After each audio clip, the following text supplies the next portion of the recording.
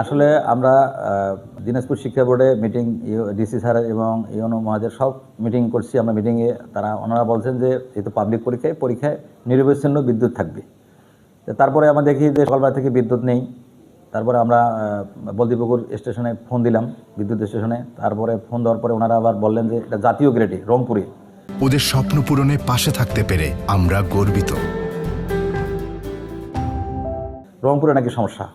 তারপরে আমি ইউনো মহোদয়কে জানাইছি। ইউনো মহোদয় আবার তাৎক্ষণিকভাবে করছে এবং এখানকার যারা আরও সচেতন বলে তাদের দ্বারা আবার ফোন দেওয়াইছিলাম। হ্যাঁ, আপনাদের সাংবাদিক বীরেন্দ্রের দ্বারা ফোন দেওয়াইছি। দেওয়ার পরে ওনারা বলতেছেন যে এটা জাতীয় সমস্যা।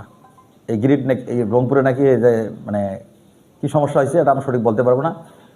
এই অবস্থা দেখলাম, কিছুক্ষণ পর দেখলাম যে আসলে অন্ধকার, বৃষ্টি হচ্ছে, অন্ধকারও ঘনিয়ে আসতেছে। তারপরে আমরা তাৎক্ষণিকভাবে আমার নিজস্ব উদ্যোগে আমি প্রত্যেকটা রুমে ইনশাল্লাহ মোমবাতি বিতরণ করছি এবং বাচ্চারা সুন্দরভাবে পরীক্ষা দিচ্ছে আর কি।